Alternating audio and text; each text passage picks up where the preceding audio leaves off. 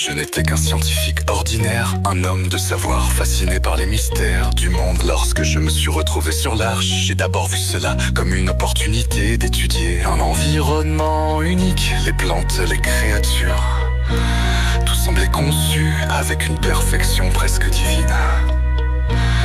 Mais ce n'était pas assez, je voulais comprendre les secrets derrière cette création. L'élément, cette substance merveilleuse a changé ma vie. Il ne s'agissait pas seulement d'un matériau, c'était la clé pour transcender les limites de la biologie. Une force capable de remodeler la vie elle-même. J'ai commencé à expérimenter. Mes recherches ont d'abord été prudentes, mais l'ambition a pris le dessus. Pourquoi me limiter à l'observation alors que je pouvais devenir quelque chose de plus grand? J'ai senti mon esprit s'ouvrir à des vérités que les autres refusaient de voir. Ils m'ont après fou, obsédé, mais ils ne comprenaient pas. L'élément n'était pas une menace, mais un outil pour la perfection. Avec lui, je pouvais remodeler le monde, réécrire les lois de la vie. Je me suis immergé dans mes travaux, fusionnant mon être avec cette substance divine. Mais la perfection a un prix, mon corps a changé.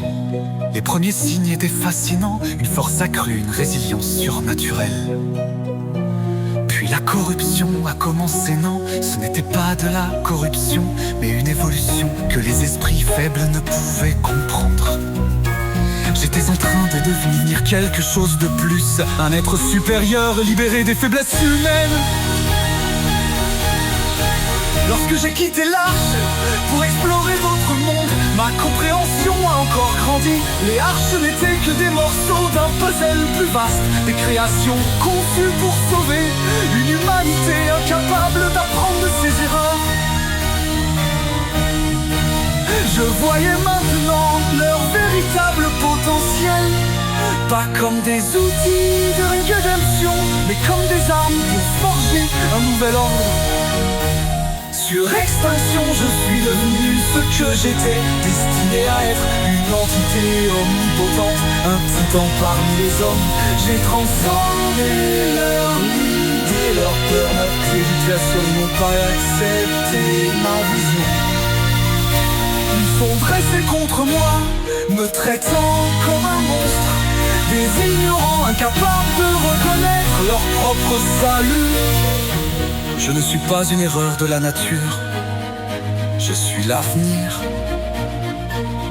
Et si je dois brûler leurs espoirs pour les guider, alors qu'il en soit ainsi.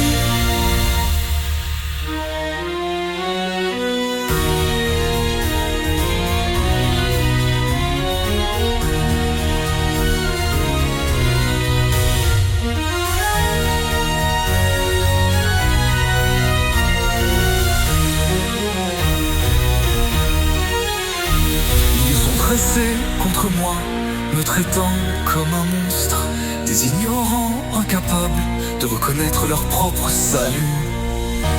Je ne suis pas une erreur de la nature, je suis l'avenir. Et si je dois brûler leurs espoirs pour les guider, alors qu'il en